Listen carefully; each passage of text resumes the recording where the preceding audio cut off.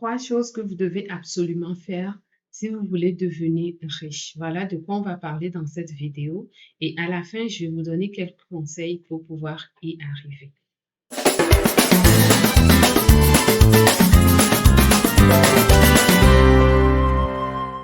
Bonjour, je vous souhaite la bienvenue chaleureuse sur la chaîne Richesse et Succès, la chaîne des hommes et femmes à succès. Aujourd'hui, on va parler de 3 choses super importantes que chaque personne en marche vers la richesse devrait faire. Absolument. Si vous me découvrez dans cette vidéo, je suis Adjovi Amuzo, entrepreneur et investisseuse immobilière. Et dans cette vidéo, je partage avec vous 3 choses à faire pour atteindre la richesse. Alors, la première chose qu'il faut absolument faire pour devenir riche, c'est de prendre conscience de sa situation. Très, très, très important. Parce que pour aller à un point, pour savoir où est-ce qu'on veut se rendre, il faut bien déterminer où est-ce qu'on est. C'est l'endroit où vous vous trouvez qui vous permet de tracer un chemin pour arriver à une destination. Donc, c'est très important de déterminer la situation dans laquelle vous êtes actuellement. Vous allez pouvoir déterminer cette situation-là en vous posant la question par rapport à vos revenus.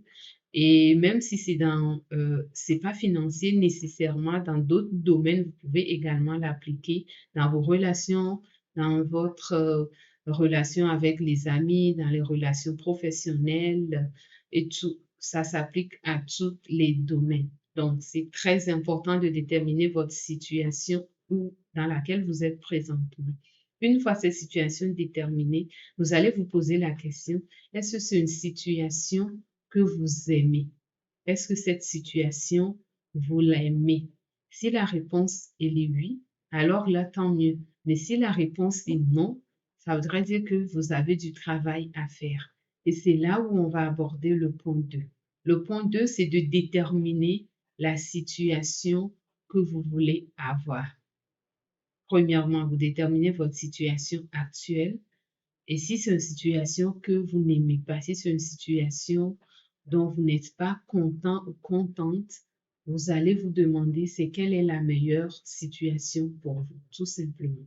Vous déterminez votre meilleure situation par rapport à vos revenus, par rapport à votre travail. Est-ce que c'est le travail que vous faites actuellement? Est-ce que c'est un travail qui vous comble? Si ce n'est pas le cas, vous allez vous demander c'est quel travail que je vais faire qui va me rendre heureuse. C'est quel travail que je vais faire qui va me donner plus d'argent. Ça dépend de votre situation. Vous posez la question et vous allez déterminer c'est quoi la meilleure situation pour vous. Ça, c'est le point 2. Et il faut vraiment déterminer cette situation-là avec précision. Si on va dans l'exemple financier, par exemple, je prends un cas financier où tu es une personne qui gagne 5 000 $ le mois et que ce revenu-là ne te suffit pas pour faire tes charges. Alors, le point 2, c'est de déterminer le montant exact que tu veux, que tu souhaites avoir pour pouvoir combler tes besoins. Qu'est-ce qu'il te faut en termes de montant? Est-ce que ça te faut 6 000 $? Est-ce que ça te prend 8 000 $? Est-ce que c'est plutôt 10 000 $? Il faut le déterminer avec précision. Il ne suffit pas de dire je gagne 5 000 $ qui ne me suffit pas le mois, il faut que je gagne plus d'argent. Non, il faut vraiment déterminer le montant. Et c'est à partir de ce montant-là que vous allez faire votre travail qui est le point 3. Le point 3, c'est de poser des actions concrètes pour arriver à atteindre l'objectif que vous avez déterminé au point 2. Donc, vous avez déterminé un objectif au point 2 qui est votre situation idéale ou oui, la situation que vous souhaitez avoir. Maintenant, le point 3, c'est d'entamer des démarches, c'est de poser des actions concrètes pour arriver à atteindre votre objectif.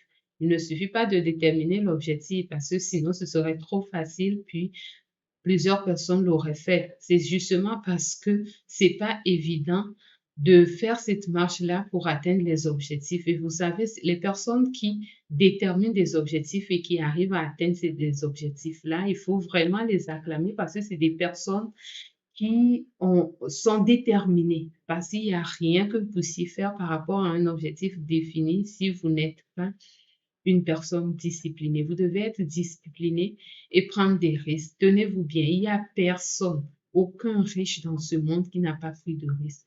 Toutes les personnes, que ce soit autour de vous, que ce soit des personnes loin de vous, qui ont accompli des grandes choses, c'est des personnes qui ont pris des risques.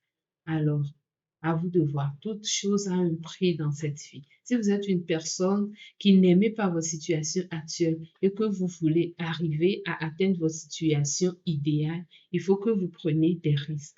Vous savez, lorsque vous allez à la banque, par exemple, pour faire un placement, le conseiller financier, il va vous poser des questions.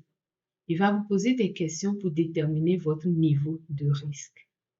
Donc, les réponses que vous allez donner à ces questions-là vont lui permettre de vous conseiller sur le placement que vous pouvez faire. Si, selon les réponses données, votre niveau de prise de risque est très bas, ça voudrait dire qu'il va vous proposer des placements dont le rendement est très bas aussi, et parce que ça va avec ça, plus le rendement et la prise de risque est moindre, moins les rendements sont également. Plus vous prenez de grands risques, plus vous avez la chance aussi d'avoir plus de bénéfices sur votre placement.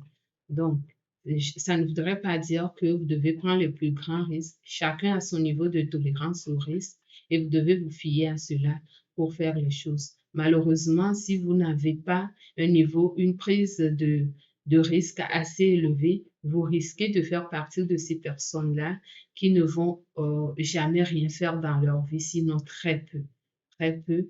Et c'est des personnes qui demeurent malheureusement pauvres toute leur vie parce qu'il n'y a pas de richesse sans prise de risque. Pour terminer, tel que je l'ai dit au départ, je vais vous donner quelques conseils pour que vous puissiez arriver à atteindre ces objectifs. J'ai déjà commencé par le dire tantôt. Il faut prendre des risques. Il faut être discipliné. Lorsque on prend cette personne-là qui gagne 5 000 $ le mois et qui veut peut-être atteindre 10 000 $ le mois, OK, qu'est-ce que tu dois faire pour passer de 5 000 $ à 10 000 $? Pour passer de 5 000 à 10 000, qu'est-ce que ça vous prend? Ça vous prend nécessairement quelque chose parce que vous n'allez pas travailler 8 heures par jour comme d'habitude avec le même niveau de compétence, toujours à faire la même chose puis gagner plus. Votre employeur, à moins que votre employeur soit spécialement gentil, là, sinon ça n'arrivera pas. Alors, qu'est-ce qu'il faut faire? Il y a plusieurs personnes qui, dans ce cas, vont trouver un deuxième travail, surtout ici en Occident. Vous avez cette facilité-là de travailler 2 fois, 2 travails, et pour moi, c'est pas la meilleure idée. La chose que vous pouviez faire à la place, c'est d'aller chercher d'autres compétences pour que vous puissiez renégocier votre salaire. Vous négociez votre salaire à la hausse parce que vous avez un peu plus de compétences que vous avez acquises, que ce soit à travers une formation ou de n'importe quelle façon que ce soit. Vous acquérez de nouvelles conséquences et vous pouvez les mettre en valeur pour que votre employeur puisse augmenter votre salaire. Ça, c'est très important. Moi, je pense que c'est une meilleure idée par rapport à l'idée d'aller trouver un autre travail. L'autre chose que je vous conseille pour augmenter vos revenus, c'est de créer un business à côté de votre revenu salarial. Donc, vous faites votre travail en journée, puis le soir, vous êtes consacré à bâtir votre business. Sinon, si vous n'avez pas le fibre entrepreneurial, c'est d'investir. Oui, quand vous regardez tout autour de vous, les personnes riches, c'est des gens qui investissent. Si vous n'êtes pas prêt à faire l'entrepreneuriat, vous pouvez au moins investir. Donc, voilà les conseils que je peux vous donner pour augmenter vos revenus et atteindre la liberté financière que vous avez tant attendue. Voilà pour aujourd'hui. J'espère que cette vidéo vous aura aidé. Je vous dis à bientôt pour une prochaine vidéo. Abonnez-vous et activez la cloche de notification pour ne pas la manquer. Bye bye.